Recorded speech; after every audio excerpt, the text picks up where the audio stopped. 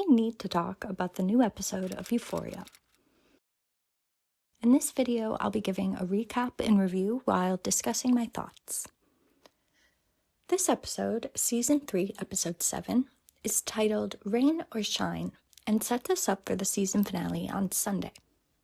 We have lots to discuss, so comment your thoughts and predictions for the final episode. Last week's episode ended with fire, and this week's episode begins with fire. Episode 6 concluded with Rue coming upon a Joshua tree that burst into flames before her, mirroring the story of Moses and the burning bush. This episode, which opens with omniscient Rue stating, "If there is a beginning, there must be an end," begins with fire. This is the Ali cold open. And in his cold open, he's lighting a crack pipe. The dark screen is illuminated by the flame of a lighter.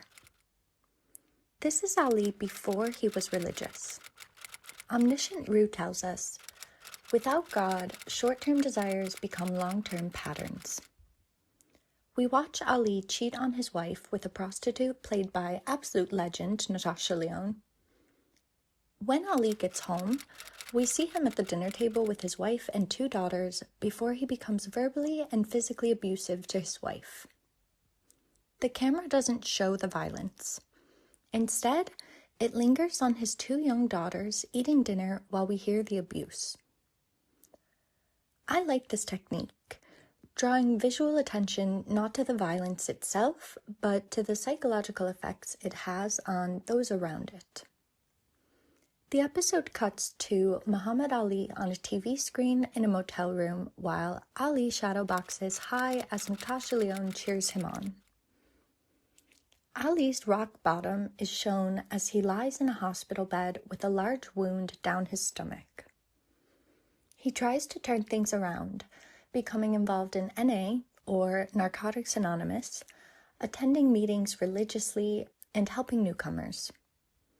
The cold open shows us Ali sponsoring young addicts before presenting us with a series of deaths of his sponsees over the course of the pandemic when they couldn't hold meetings. Ali makes the same promise to everyone. If you hang in there, the future will be bright. This promise is repeatedly followed by suicides and overdoses. We learn that Ali keeps a record of the people he loses. In her narration, Rue refers to it as a book of the dead, a reminder of how the story of addiction often ends. It's interesting that Rue refers to it as a book of the dead. The Book of the Dead refers to an ancient Egyptian text written on papyrus that was intended to guide the dead on their journeys through the underworld in the afterlife. This is exactly what Ali is trying to do in life. His mission, his purpose, or his atonement is to guide lost souls through the underworld or hell that is their reality in addiction. Ali's Book of the Dead is a list of the people he has attempted to guide. After the title sequence, the first shot shows us Big Eddie's scar, and it looks eerily similar to Ali's from the cold open. I genuinely have no idea what the meaning behind this connection could be. Leave a comment if you have a clue, because it's bizarre to include such similar shots if it's not supposed to mean anything. Big Eddie now has a colostomy bag as a result of being shot during the robbery of Alamo's safe, and he is using a walker to get around. Alamo tells Big Eddie that he'll be driving down to Mexico with Laurie's boys. When Big Eddie asks why it has to be him, Alamo tells him it's because he fucked up. Consider your road to redemption. Again with the redemption. This journey with the ambulance and the 80 kilos can't be everyone's redemption. If it's going to be Rue's redemption and the DEA's success, then it has to be everyone else's downfall. Big Eddie pulls up to Laurie's house, and the same men who shot him come out to meet him. We see that the DEA are listening. Cut to Rue in Lexi's apartment. Lexi is working on a screenwriting assignment for work on her laptop at her desk. Rue is talking about God. Lexi tells Rue she needs to work, and she's very clearly annoyed at Rue for talking so much. Lexi's style of communication throughout this scene remains very passive-aggressive. Rue sits on Lexi's couch and opens her Bible to where she left off. In this season, Rue's goal has been to read the Bible from start to finish. I understand that Sam Levinson obviously wanted to focus a lot more heavily on religious themes and imagery this season, but Rue's entire storyline feels incredibly weak to me. It feels completely incongruous with her character and story in the first 2 seasons of the show. I think Sam Levinson has tried in this episode to tie these themes together a bit more with the Ali cold open, but it's not enough. It's far too late in the show for the focus to shift so dramatically to religion. And yes, it's true that Rue has been searching for purpose and meaning since season 1. Ali warned her early on in season 1 that she can't put all her faith in loving a person, that that's the same as drugs, just another means of escape. He was warning her in season 1 about her relationship with Jules, that it was toxic, it wasn't healthy for Rue. Ali has been a religious character throughout the series, but for Rue to so suddenly decide that God or Christianity is the answer to all her problems in season 3 feels unearned and lazy. Rue is reading the part about Moses and the burning bush in Exodus. She tells Lexi about the Joshua tree that burst into flames at the end of episode 6. She's talking about how she's done a lot of evil, and Lexi interjects, saying she wouldn't call Rue evil because it's a strong word. Okay, Lexi, that's nice. Rue pushes back by telling Lexi that she's been working with Nazis. Then, to my horror, Rue confides in Lexi that she's working undercover with the DEA. Lexi's response is callous. She tells Rue that it's clear she's been using again and rolls her eyes. To be fair, Rue does sound insane here, but Lexi is awful to her. Rue calls Lexi out, accusing Lexi of being judgmental of everything she was saying, which she was being, and Lexi comes back with a hard-hitting, "No wonder your mom doesn't talk to you anymore." This is an interesting exchange. It's really not that interesting. I just feel like this season has me clutching at straws for anything even resembling decent writing. But in episode 1, Rue is telling Lexi about the Christian family she met on the homestead in Texas. Lexi tells Rue that she could never be friends with a Christian because they're so judgmental. And here she is 6 episodes later, judging Rue for being Christian. Rue leaves Lexi's apartment in the heat of the moment and notices a blind moving in Cassie's window. She walks suspiciously up to Cassie's door, knocking and calling for Cassie to answer. On the other side of the door, we see a gun with a silencer aimed for Rue's head, which we see through Cassie's peephole. We don't see who is in Cassie's apartment. We're only shown the gun, but it's not difficult to guess who it could be. Text on the screen tells us that we've been transported back in time to a few days earlier. Cassie receives a phone call from an unknown number, and just like the note in the package advised her to do in episode 6, she answers the phone. It's Naz, obviously. They speak, and we learn that Cassie must try to save Nate from Naz. There's a slight problem, though. Cassie deleted her OnlyFans in the previous episode at the request of Lexi's boss, LA Knight's showrunner played by Sharon Stone, who offered her a recurring role on the soap opera. And now, Cassie can't get her OnlyFans account back. On top of that, we have another problem.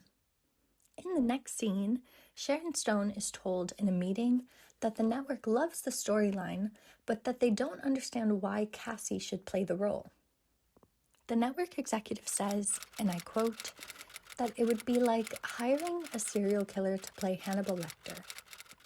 Essentially, the network doesn't want to deal with the controversy of hiring a sex worker. This is no sweat off Miss Showrunner's back. In the next scene, she tells Lexi that they love her storyline, but that they're not going with Cassie, and could Lexi please let Cassie know? We get a shot of Lexi saying, "Thank you for believing in me," and immediately cut to Maddie being fired by her boss for getting Cassie an audition on LA Nights. Maddie's boss doesn't give her an opportunity to explain. Maddie says, "Thank you for the opportunity." The contrast here between Maddie and Lexi is very overt. This contrast could be looking to highlight the difference between a few things.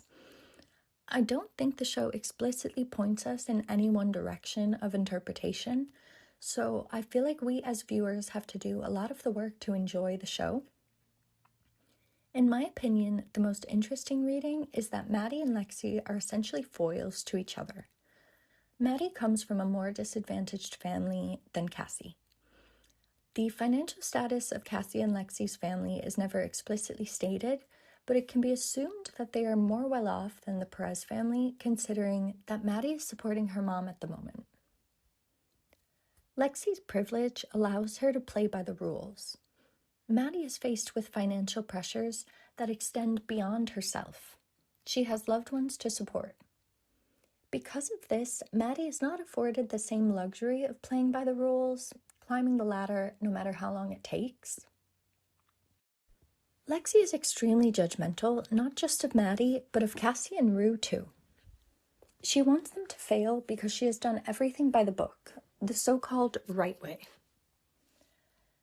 Maddie, on the other hand, is paving her own path. Here, Lexi's hard work is rewarded and Maddie's is punished. To me, this scene just serves as a representation that life isn't fair. To make her day even worse, Maddie finds out Cassie deleted her OnlyFans account. Maddie is enraged, telling Cassie that she should have never let her back into her life. She's so angry that she slaps Cassie, telling her she's not her manager, she's her boss. They get to work straight away.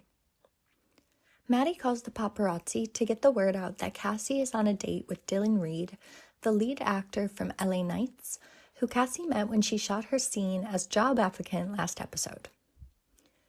Dylan's hat says violence in movies and sex on TV, and that's exactly what we're watching.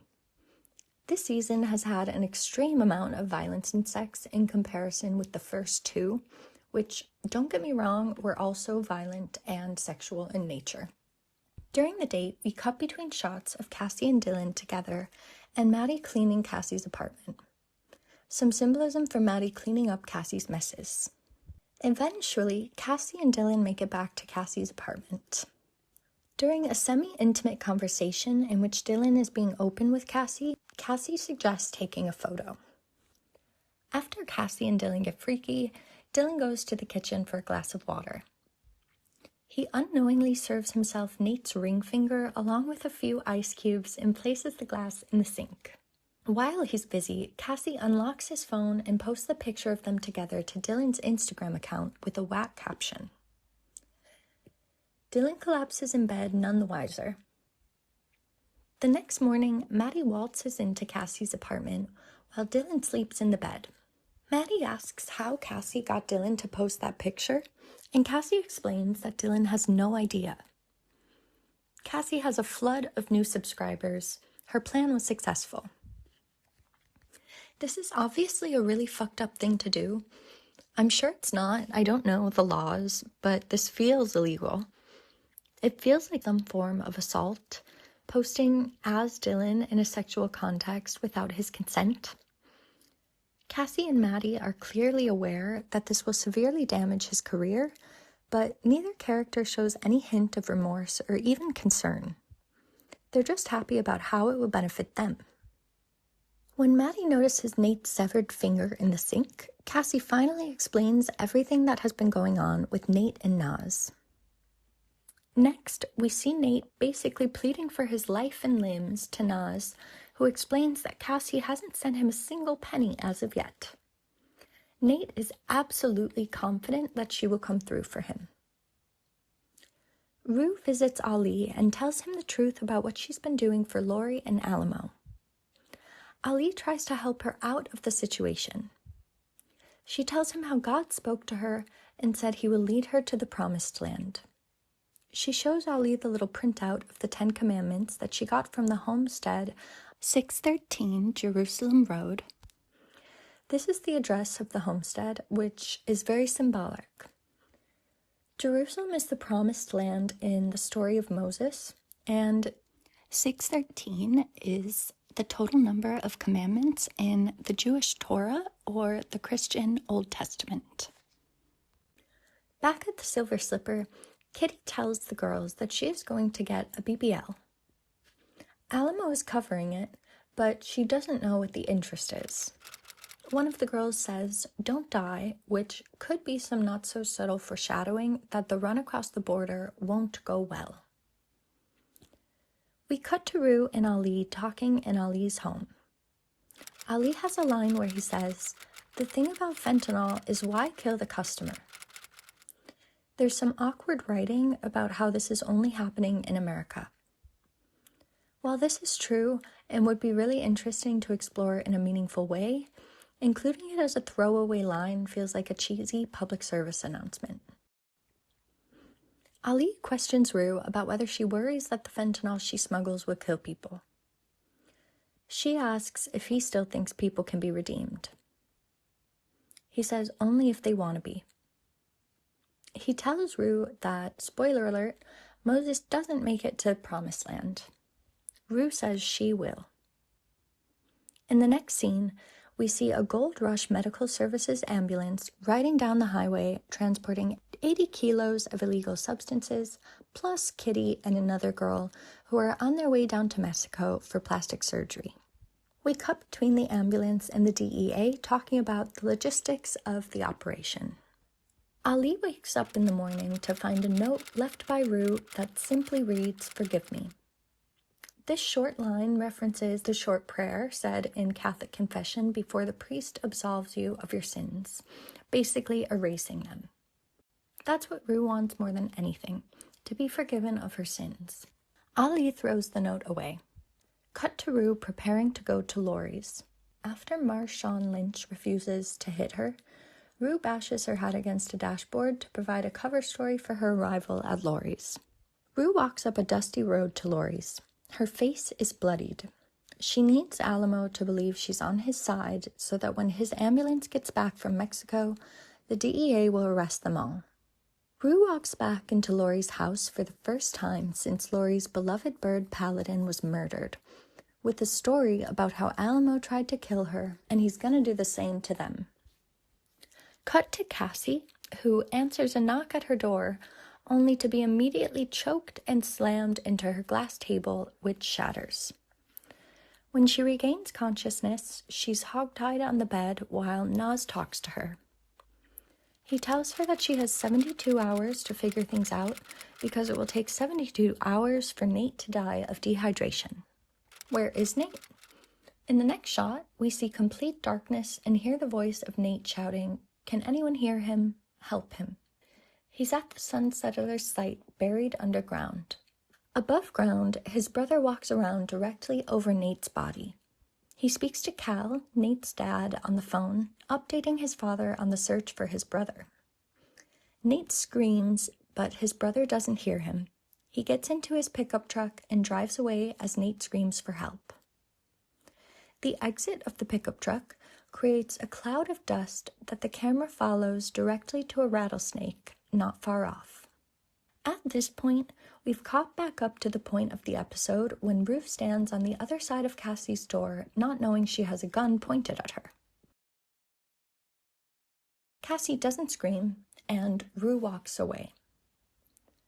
Back in Lexi's apartment, Lexi receives a phone call from Maddy, who is looking for Cassie. Lexi refuses to knock on Cassie's door as she is completely disgusted by what they did to Dylan Reid. She says she doesn't understand what happened to everyone's conscience. In her little rant, Lexi reveals to Maddy that Rue is talking about working with the DEA. This scene is another example of Lexi hiding behind moral outrage or superiority. I think it's more likely that the reason Lexi is upset is because she herself has had a little crush on Dylan Reid since she started working on LA Nights. We learn this early on in the season, that Lexi is enamored with Dylan and that he doesn't even know her name. For Dylan to choose to go on a date with Cassie would have triggered Lexi more than anything, seeing as two central facets of her character are her jealousy of Cassie and insecurity surrounding her relationship to her sexuality. We're back to Nate's predicament once again, and the ground is shaking from Nate pounding on the coffin. The rattlesnake slithers closer as he screams that he's down there, literally calling the snake toward him. Eventually, the snake makes it to the opening of the little tube leading underground and into Nate's coffin. The snake covers its head over the hole, and I think Nate believes it's someone's foot because he begins to thank God for saving him as the snake enters the hole.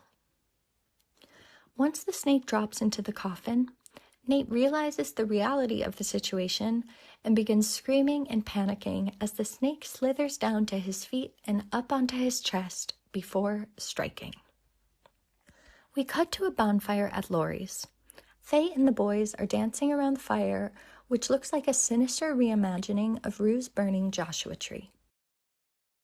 Fire has had a lot of meaning in this season. We've seen it as self-destructive in Ollie's cold open, as life-affirming in Rue's encounter with the Joshua tree, and now as threatening and evil and representing death and impending doom as Rue watches a bunch of Nazis dance around the fire. While she watches them, her phone rings back in Marshawn Lynch's car. It's Jules, who is not in this episode and who we last saw being physically abusive to Rue. In her apartment, Cassie calls Maddy and puts her on speaker with Nas, who tells her that she has two options. She can bring him $1 million, or he starts slicing up Cassie's face. We see Maddy at Alamo's mansion, where Magic, played by Rosalia, tells Maddy Alamo picked out a swimsuit for her and wants her to put it on. Rosalia says, "Don't overthink it. Trade 1,000 bad days for a good life." Laurie, Wayne, and Harley question Rue's loyalty. Rue talks about how much she has lied, how people don't even believe her when she's telling the truth anymore. Faye listens without speaking. Wayne says, "Shit, you brought Faye here just to wipe $5,000 off your debt." To my memory, this is the first time this information is revealed. Harley says Rue is guilty of treason, and they discuss killing her. Laurie suggests selling her like Alamo sells his girls, paralyze her tongue with Botox. Rue asks if that's what Alamo does, and Laurie says, "What do you think he does?" Okay, so Rue is not meant to be dumb. She's reckless and self-destructive and vulnerable, yes, but she's never been stupid. This entire season, Laurie has been telling her that Alamo sells girls. She has seen evidence that Alamo traffics girls, and she still acts surprised to hear this information. It's just bad writing. Wayne cuts Rue's hand. And we're back to Maddy, who puts on the swimsuit Alamo set out for her and goes to him for help with Cassie being extorted by Naz. Alamo coerces Maddy to get into the hot tub with him. During this conversation, Maddy reveals to Alamo that Rue was talking about the DEA to a friend. I'm going to say it again at the risk of being too repetitive. This is bad writing. Maddy has never been dumb either. We're meant to believe that Maddy would willingly offer this information to Alamo, who Rue has explicitly told her is a monster. The camera has shown us several close-ups in the previous episodes of Maddy seemingly realizing that Alamo is a dangerous man. The camera shows us Maddy realizing Rue is afraid of him. So then why should we believe that Maddy would tell Alamo Rue mentioned the DEA? Alamo looks at and touches Maddy's toes, and she steers the conversation back to Cassie. Alamo tells her to come closer and tell him about this problem of hers. We see Maddy begin to move toward him. Maddy has very clearly stated in this season she is, quote, not a hooker, unquote. She distinguishes herself from Cassie and Jules in this way. She is not willing to sell her body. This scene really shows how much Maddy cares about Cassie.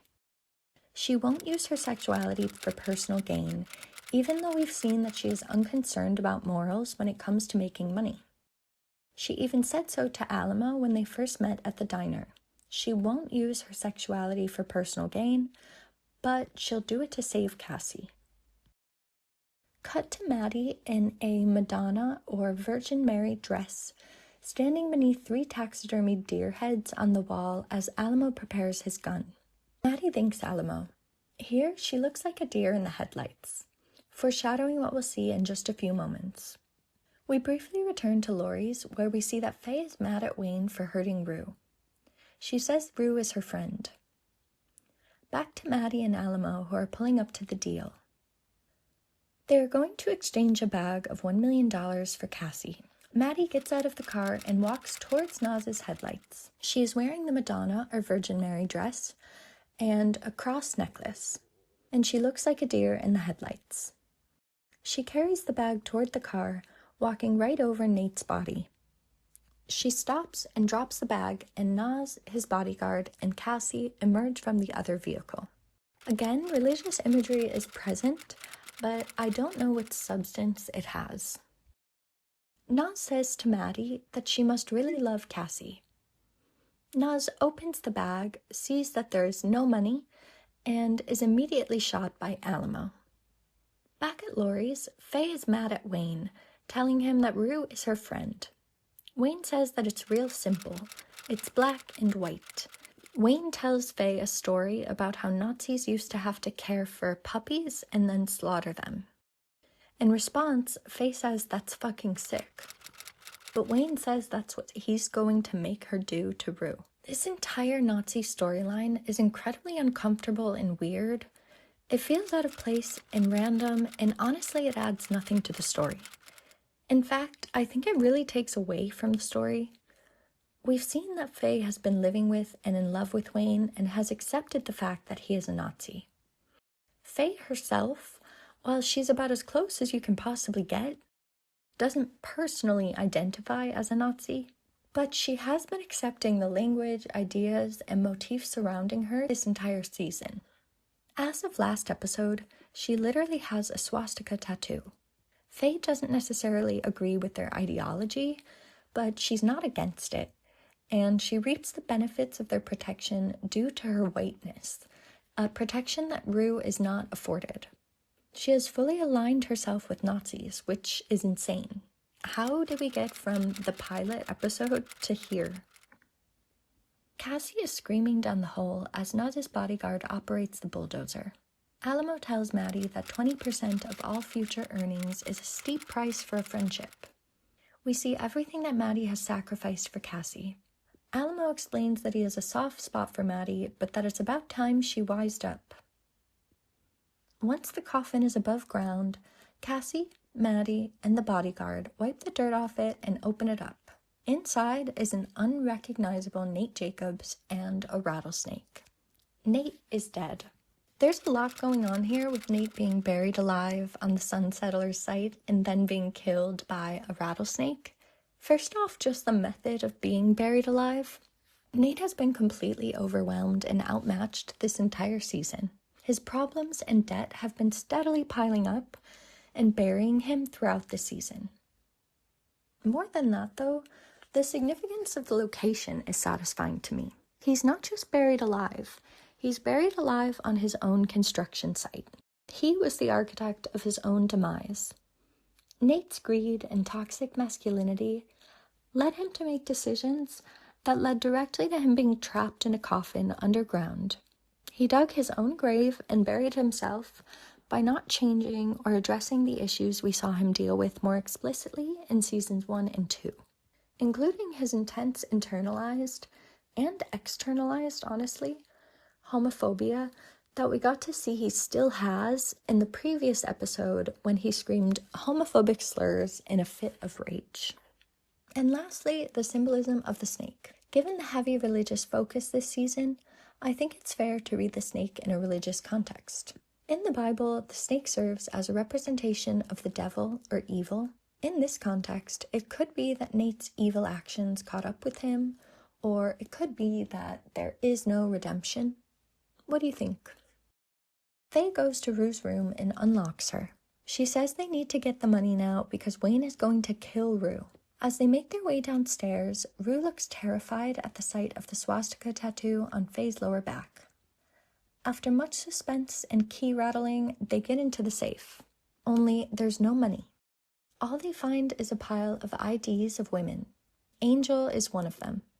Faye gets angry that there is no money, saying that Rue promised her she could have the money, freaking out that Rue lied to her. She asks, "Why am I the only one that's loyal? How could you do this to me? I thought you were my friend." Rue is bargaining, explaining that she is Faye's friend, that Faye should leave with Rue, they should run away together, but Rue was right at the bonfire. People don't believe her, and neither does Faye. The episode ends with Faye choosing her side. Rue is on her knees, looking up at Faye, with Wayne sleeping nearby, and Faye screams, "Wayne." What do you think is going to happen in the season finale on Sunday? I genuinely have no real predictions because I think the writing has been so all over the place. So many potential outcomes and fates have been alluded to. It's impossible to know which ones will come to fruition. But I definitely think someone else is going to die. At least one other character, maybe Rue. Maybe she'll be like Moses and won't make it to the promised land, but will somehow free the trafficked girls, or Angel. Okay, I'll wrap up my rambling, but comment down below. Tell me what you think about Nate dying and predictions for the end of season 3. What do you think about the season in general? Love it or hate it. I won't be a Lexi. I won't judge. Thanks for watching. Like and subscribe if you enjoyed this so you can find me again.